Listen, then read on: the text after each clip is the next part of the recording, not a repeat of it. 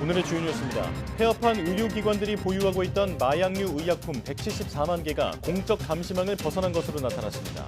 감사원은 식약처가 사후 관리를 하지 않았다며 사려진 물량이 불법으로 유통될 우려가 크다고 지적했습니다. 빈대 공포가 확산하면서 서울시가 쪽방촌과 다중이용시설 등을 대상으로 선제 방역에 나섰습니다. 정부는 기존 살충제에 내성을 가진 빈대를 퇴치하기 위해 대체 살충제를 긴급 사용 승인했습니다. 대구시가 2030년 신공항 개항 시점에 맞춰 도심 항공교통 UAM 서비스를 시작하기 위한 로드맵을 마련했습니다. 동대구역 등 도심 5곳에 수직 이착륙장을 만들고 공항과 연결하겠다는 구상인데 수도권 이외 지역으로는 처음 나온 계획입니다. 중국이 일본산 수산물 수입을 금지한 데 이어 이번에는 관상용 비단잉어 수입도 사실상 중지했습니다. 일본의 비단잉어 수출 가운데 중국이 차지하는 비율이 20%에 달하는데 원전 오염수 방류에 대한 중국의 압력으로 보입니다. 비닐하우스에 몰래 공장을 차려 만든 가짜 비아그라 920억 원어치를 유통한 일당이 경찰에 붙잡혔습니다. 경찰은 가짜 비아그라가 혈관을 지나치게 확장시키는 등 부작용이 있을 수 있다며 주의를 당부했습니다.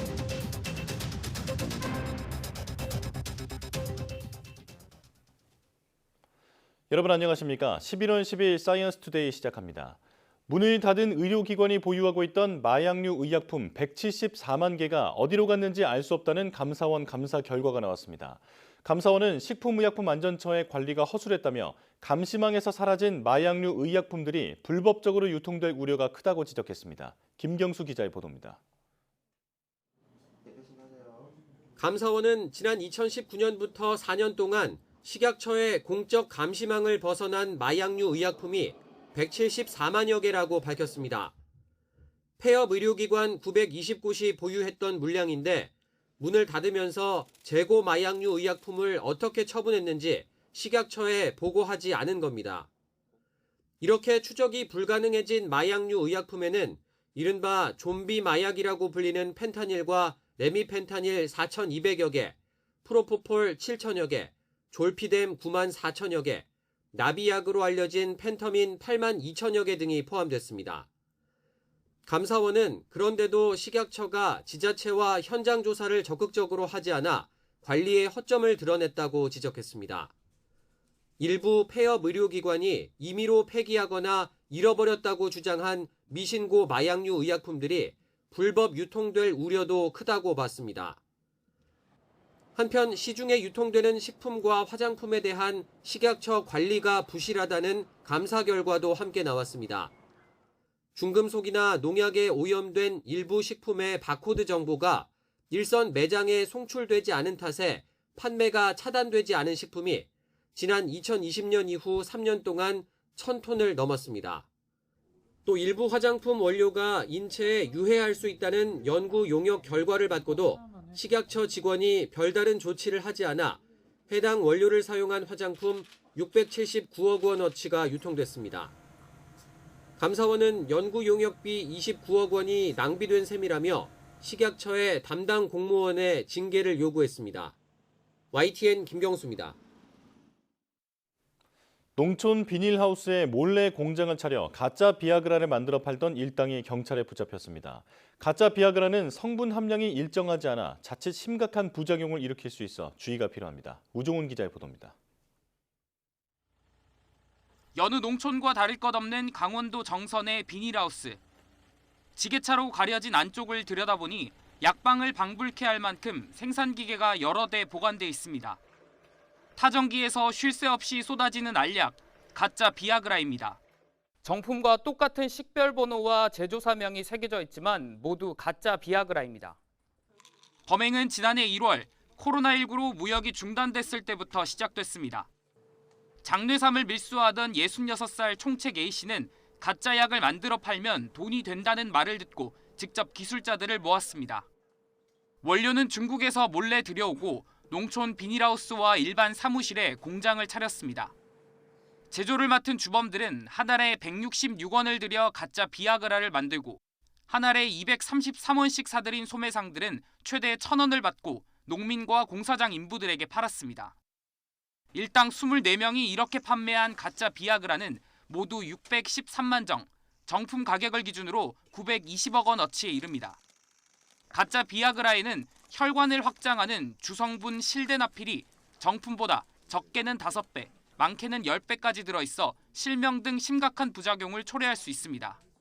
가짜 의약품을 복용 시 정품과 달리 성분 함량이 일정하지 않거나 지나치게 높아 심각한 부작용이 있으니 유의 바라며 경찰은 이들 가운데 총책 A씨 등 4명을 구속하고 일당이 팔려고 만들어둔 가짜 비아그라 8만 8천여 정을 압수했습니다. 이와 함께 일당에게 원료를 건넨 중국 공급 조직에 대한 수사도 이어가고 있습니다. YTN 우종훈입니다. 일명 보톡스로 불리는 메디톡신에 무허가 원액이 사용됐다며 식약처가 내린 판매 중지 명령을 취소하라는 법원의 판단이 나왔습니다. 대전지법원은 메디톡스가 대전식품의약품안전청장을 상대로 제기한 의약품 제조 중지와 판매 중지 명령 취소 청구 소송에서 원고 승소 판결을 내렸습니다. 또 식약처의 품목 허가 취소 처분을 취소해달라는 청구도 받아들여 메디톡스의 손을 들어줬습니다. 앞서 식약처는 메디톡스가 무허가 원액을 사용하고도 서류를 조작해 약사법을 어겼다며 지난 2020년 메디톡신 3개 품목에 대한 제조와 판매를 중지하고 품목 허가 취소를 결정했습니다. 전국에서 빈대 출몰 신고가 이어지는 가운데 서울시가 선제 방역에 나섰습니다. 쪽방촌과 호텔 등 숙박업소는 물론 지하철 등 대중교통시설에도 방역을 강화하고 있습니다. 김종균 기자의 보도입니다. 하얀 방역복과 마스크로 무장한 방역업체 직원들이 쪽방촌을 누빕니다. 180도가 넘는 고온 스팀 소독기로 이불, 옷까지 방바닥 구석구석 일일이 훑어내립니다. 혹시 있을지 모를 빈대를 잡기 위해서입니다. 빈대는 없는데 뭐 뉴스에 보니까 빈대가 많이 나온다니까 걱정은 많이 되지요. 서울시는 쪽방촌 60여 가구를 대상으로 빈대 방역 작업을 벌였습니다. 빈대는 한번 나오면 삽시간에 퍼지기 때문에 선제 방역이 중요하기 때문입니다. 서울역 쪽방, 동자동 쪽방들은 지금 선제적으로 나온 게 좀 옆쪽에 앞쪽에 빈대가 나온 쪽이 3동이 있었고요. 그 나머지는 지금 선제 방역을 하기 위해서 오늘 방역을 하기로 했고. 빈대가 발생할 우려가 있는 숙박시설과 목욕탕, 찜질방 등에는 침구 세탁, 소독 여부 등 위생관리 실태를 집중 점검 중입니다. 숙박업소에서는 한 달에 한 번 정기적으로 방역을 해야 되는 법이 있습니다. 그래서 그 방역했다라는 그 필증도 그 영업장에 비치를 해야 되고요. 지하철은 해외 빈대 확산 소식이 알려졌던 시점부터 발빠르게 대응 중입니다. 특히 직물로이자는 빈대 예방을 위해 고압 스팀 방제를 하고 있습니다. 먼저 시작한 서울시가 마무리도 끝까지 잘하겠습니다. 일회성 방제가 아닌 근본적인 빈대 제로 도시를 반드시 만들어 가겠습니다. 정부도 국가 차원에서 오는 13일부터 4주 동안 빈대 집중 점검 방제 기간을 운영합니다. YTN 김유길입니다. 기존 살충제의 저항성을 갖게 된 빈대를 방지할 수 있도록 대체 살충제 8종의 사용이 승인됐습니다. 환경부 국립환경과학관은 빈대를 방제하는 데 쓸 수 있도록 네오니코티노이드계 디노테퓨란으로 만든 살충제 8개 제품을 긴급 사용 승인했다고 밝혔습니다. 이는 빈대가 기존에 사용하던 피레스로이드계 살충제의 저항성을 형성했다는 점을 고려한 조치입니다. 8종 모두 전문 방역용 제품이기 때문에 가정에서 함부로 사용하면 안 됩니다. 환경과학원은 네오니코티노이드계 살충제를 가정에서도 쓸 수 있도록 안전성 검증 등 후속 승인 절차에 즉시 착수했다며 저항성이 덜한 다른 살충제도 추가 발굴할 계획이라고 밝혔습니다. 중국의 일본 원전 오염수 방류에 대응해 일본산 수산물 수입을 금지한 데 이어 관상용 비단잉어 수입도 사실상 중지했습니다. 일본 교도통신은 중국이 지난달 말 효력이 중지된 일본산 관상잉어 검역시설 허가를 갱신하지 않아 수출길이 막혔다고 보도했습니다. 일본 측은 외교 경로로 중국의 비단잉어 수입 중지에 대해 물었지만 답을 얻지 못한 것으로 알려졌습니다. 일본 정부 대변인인 마스노 히로카즈 관방장관은 허가 갱신에 필요한 자료를 중국 당국에 냈지만 절차를 마쳤다는 연락을 받지 못했다고 말했습니다. 충청북도가 전국 지자체 가운데 처음으로 의료비 후불제를 시행하고 있는데요. 의료비 후불제가 지역민에게 큰 호응을 얻자 대상 질환을 기존 6개에서 14개로 확대 운영하기로 했습니다. 이성우 기자입니다. 진료를 먼저 받은 뒤 진료비는 3년간 나눠내는 이른바 의료비 후불제. 충청북도가 지난 1월 전국 최초로 시작했습니다. 현재까지 신청자가 400명에 달하는데 이 가운데 65세 이상 주민과 기초생활수급자가 전체의 80%를 넘었습니다.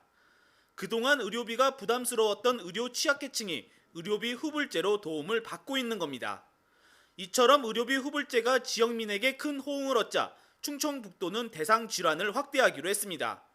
그동안 임플란트와 척추, 심내혈관 등 6개 질환에만 지원됐지만 이제는 치아 교정과 안과, 산부인과 등 14개 질환으로 확대 적용됩니다.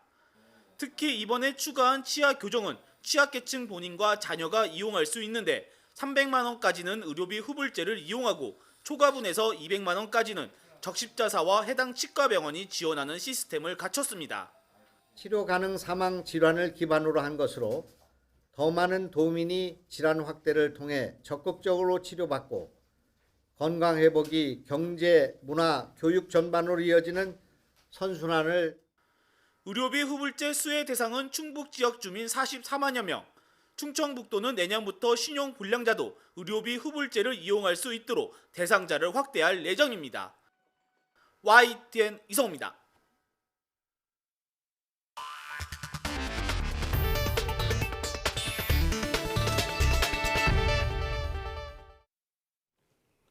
차세대 교통수단으로 각광받는 도심항공교통, 즉 UAM을 이용해 대구 도심을 오가는 하늘길 윤곽이 나왔습니다. 수도권 이외 지역에서는 처음 나온 계획으로 대구 도심 5곳에 UAM 수직 이착륙장을 만들어 신공항과 연결하겠다는 구상입니다. 이윤재 기자입니다. 지면에서 300에서 600m를 날아올라 하늘을 가로지르는 도심항공교통 UAM. UAM을 이용한 새로운 대구 하늘 도로망 밑그림이 그려졌습니다. 동대구역과 대구공항 이전 부지 등 5곳에 버티포트라고 불리는 수직 이착륙장을 만든다는 구상입니다. 특히 유동인구가 가장 많은 동대구역에는 2028년까지 이착륙장을 완성해 대구 경북 통합신공항까지 오가도록 할 계획입니다. 5대 핵심 거점을 중심으로 버티포트를 구축할 계획입니다. 우선 즉시 운행이 가능하고 이용 수요가 가장 많은 동대구역부터 신공항 개항 시기에 맞춰 UAM 서비스를 제공하겠습니다. UAM 하늘길은 도심을 가로지르는 하천과 철길, 고속도로를 활용해 동서남북을 날도록 계획됐습니다. 혹시나 모를 비상 상황에 대비해 노선을 정한 겁니다. 추락 이런 것보다는 비상 상황에 잘 대응하기 위해서 비상 착륙을 했을 때 공터도 있어야 되지만 또 거기에 누군가 접근할 수 있는 거 하다 보니까 하천이나 이제 도로 인접한 곳을 좀 선호하는 편. 소음은 헬기의 5분의 1 수준, 운용 초기 요금은 50km 거리를 이동하는데 15만 원 안팎으로 추정됩니다. 정부는 2025년 수도권을 시작으로 UAM 서비스를 시작한다는 목표로 기체 인증 기준을 만들고 있습니다. 대구시는 2030년 대구 경북 통합신공항이 문을 열면 대구 도심에서 20분 안에 닿을 수 있게 UAM 서비스를 준비할 계획입니다. YTN 이윤재입니다. 화학물질 누출 사고가 나자 노동자들에게 대피를 지시한 노동조합 간부를 징계한 것은 부당하다며 대법원이 노동자의 작업 중지권을 처음으로 인정했습니다. 대법원은 어제 노동자 A씨가 회사를 상대로 낸 정직처분 무효 확인 소송 상고심에서 작업 중지권 행사가 적법하지 않았다고 판단한 원심을 깨고 사건을 대전 고등법원으로 돌려보냈습니다. 재판부는 유해물질이 상당한 거리까지 퍼져나갈 가능성을 배제할 수 없었던 점, A씨가 노조 대표로서 다른 노동자에게도 대피를 권유했다고 볼 여지가 있다는 점 등을 이유로 원심을 파기환송한다고 밝혔습니다. 앞서 지난 2016년 7월 세종시에 있는 공장에서 화학물질 누출 사고가 발생했는데 반경 200m 거리에 있는 A씨의 회사 노동자들에게 대피 조치가 이뤄지지 않자 금속노조 지회장이었던 A씨가 작업장을 이탈하면서 조합원 28명도 대피시켰습니다. 전청조의 사기 행각으로 전국이 떠들썩한 요즘 울산에서는 결혼 중매 앱을 통해 만난 남성 7명에게 30억 원을 뜯어낸 여성이 붙잡혔습니다. 피해자 가운데 한 명은 극단적인 선택을 했습니다. 오태인 기자입니다. 연인처럼 다정하게 건강지를 거니는 중년 남녀. 50대 남성 A씨는 결혼 중매 앱을 통해 2년 전 40대 여성 B씨를 처음 만났습니다. 2년 넘게 만나며 A씨는 B씨에게 모든 걸 바쳤습니다. 수십 년 몸담았던 회사를 그만뒀고 퇴직금을 포함해 10억 원 넘게 B씨에게 건넸습니다. 아버지가 오래 다니셨으니까 퇴직금이 한 3억 8천만 원 정도 되더라고요. 그래서 그걸 노리고 퇴직을 시키는데 퇴직을 시키는 방법은 이제 남자의 심리를 이용한 것 같아요. 처음 B씨는 A씨에게 해외여행 경비를 부담하고 명품까지 사주며 마음을 샀습니다. 이후 사업을 하면 편하게 살 수 있으니 투자하라고 꼬드겼습니다. 휴대전화를 여러 개 돌렸으며 자신의 부모 행세를 했고 교대 근무를 하는 남자에게 딸을 줄 수 없다고 연기해 퇴사를 유도했습니다. 또 자신의 부모가 갑자기 숨지면서 A씨에게도 유산을 남겼다며 가짜 변호사까지 고용한 뒤 상속세 명목으로 돈을 뜯었습니다. 하지만 모든 것이 돈을 노린 사기라는 것을 알아차린 A씨는 끝내 극단적인 선택을 했습니다. 저희 아버지 앞으로 그 유산이 남겨져 있어서 그 여자 어머니에 대한 유산이 저희 아빠 앞으로 남겨져 있어서 그걸 알려드려야 돼서 전화를 드렸다고. 그걸 믿을 수밖에 없죠. 피해자는 더 있었습니다. 경찰 조사 결과 B씨는 부자 부모를 둔 척, 예술가인 척 행세를 하며 지난 6년 동안 7명을 상대로 30억 원 넘게 뜯어냈습니다. 가로챈 돈으로 명품 쇼핑을 하는 등 호화 생활을 누렸습니다. 생활비하고 유흥비 요 이제 주로 되는데 이제 그 생활비는 한 달에 한 3천만 원 이상에 사용된 걸로 확인이 되고요. 그다음에 명품, 그다음에 해외여행 경비 등으로 소진한 걸로 확인이 됐습니다. 경찰은 B씨를 사기 혐의로 구속했고 추가 범죄나 피해자가 있는지 조사하고 있습니다. YTN 오태인입니다. 보호자의 폭행과 학대로 아이가 숨지는 안타까운 사건이 또 일어났습니다. 대전에서 1살 된 아들이 숨을 쉬지 않는다며 엄마가 병원 응급실로 데려왔는데 안타깝게도 아기가 숨지는 일이 있었는데요. 그런데 아이의 작은 몸에서 지속적인 폭행 흔적이 발견됐습니다. 이상곤 기자의 단독 보도입니다. 한 여성이 담요로 감싼 아이를 안고 뛰어갑니다. 도착한 곳은 대전의 한 종합병원 응급실. 1살 된 아들이 숨을 쉬지 않는다며 엄마가 병원에 온 건 지난달 4일. 의료진이 심폐소생술을 진행했지만 아기는 결국 숨졌습니다. 의료진은 아이의 얼굴과 몸에서 심한 멍자국을 발견했고 학대를 의심해 경찰에 신고했습니다. 눈 주위, 광대 이쪽으로도 멍이 있었던 것 같고 허벅지, 그다음에 몸통, 등 이쪽도 다 멍이었고요. 멍이 많이 들어있는 상태로 그렇게 왔어요. 경찰은 아이를 학대해 숨지게 한 혐의로 20대 친모를 입건했습니다. 국가수 부검 결과 아이의 사망 원인은 외상에 의한 저혈량성 쇼크사였습니다. 외부 충격으로 사망에 이르게 됐다는 겁니다. 피의자는 혼자 아이를 낳아 키우던 상황으로 조사됐습니다. 아이가 칭얼거리며 시끄럽게 울어 때리게 됐다고 경찰에 진술한 것으로 전해졌습니다. 경찰은 온몸에 남아있는 멍자국을 볼 때 학대가 지속해서 이루어진 것 같다고 말했습니다. 피의자는 아동학대 치사 혐의로 구속돼 재판에 넘겨졌으며 경찰이 폭행 가담자가 더 있는지 추가 조사를 벌이고 있습니다. YTN 이상곤입니다. 오토바이에 개를 매달고 달린 70대 남성이 붙잡혔습니다. 당시 개는 목줄에 감겨 발버둥 치고 있었는데요. 믿기 어려운 모습을 본 시민들이 직접 이 남성을 붙잡아 경찰에 넘겼습니다. 김근우 기자의 단독 보도입니다. 인도 위를 내달리는 사륜 오토바이에 개 한 마리가 매달려 있습니다. 목줄에 감긴 채 발버둥 쳐보지만 소용이 없습니다. 곧 힘이 빠졌는지 축 늘어졌고 다리는 바닥에 쓸립니다. 이 장면을 목격한 시민이 경적을 울리고 소리를 지르며 제지합니다. 빨리 사! 빨리 사둬! 빨리 안 사! 뒤따르던 시민들도 앞다퉈 차에서 내려 오토바이를 가로막고 개를 풀어주라고 요구합니다. 목줄을 쫙 쪼아가지고는 대롱대롱 매달아갖고 달리시는 거예요. 근데 얘가 다리 뒤에가 두 개가 질질질 끌려가는데 엄청 많이 끌려가고 있었거든요. 그래서 막 소리 지르면서 막 뛰어갔는데 고성이 오간 다툼은 경찰이 출동하고서야 끝났습니다.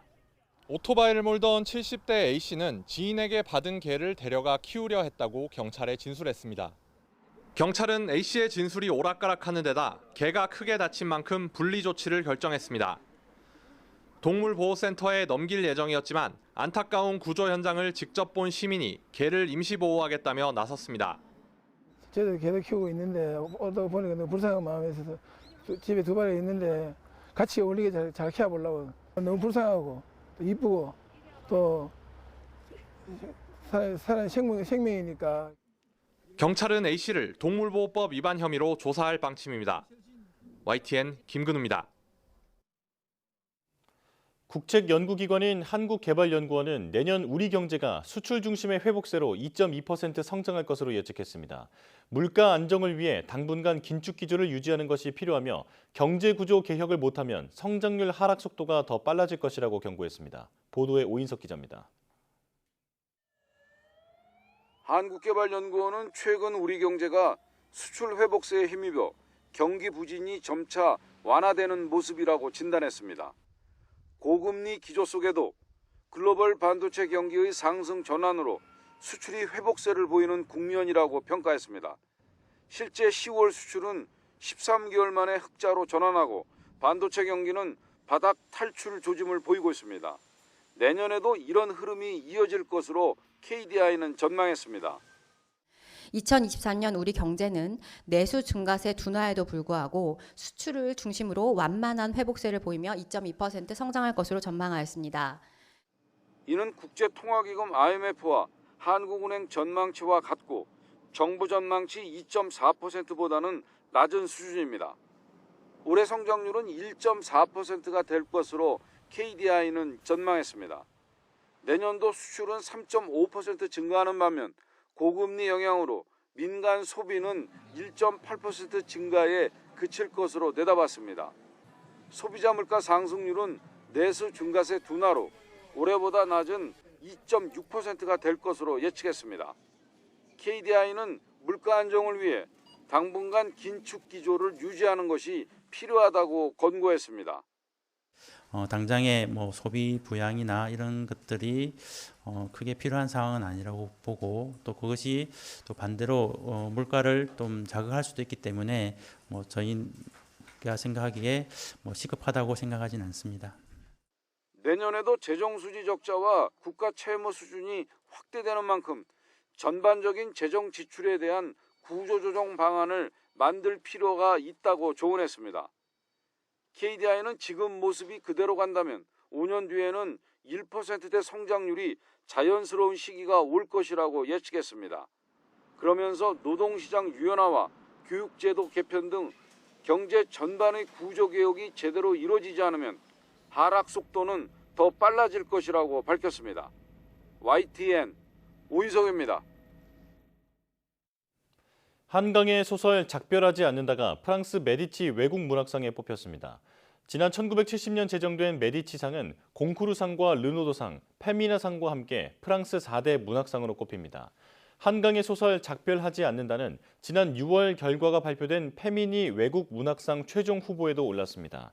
작별하지 않는다는 한강이 지난 2021년 펴낸 장편 소설로 제주 4.3의 비극을 세 여성의 시선으로 풀어낸 작품입니다.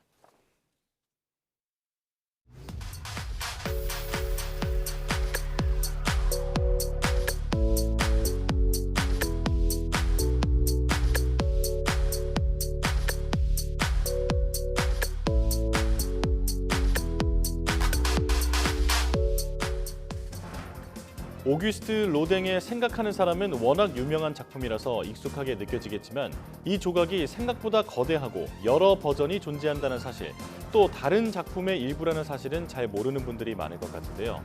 오늘 오후 사이언스 투데이에서는 오규스트 로댕과 생각하는 사람에 얽힌 흥미로운 이야기를 들어보겠습니다. 많은 시청 바랍니다. 뉴스 마칩니다. 고맙습니다.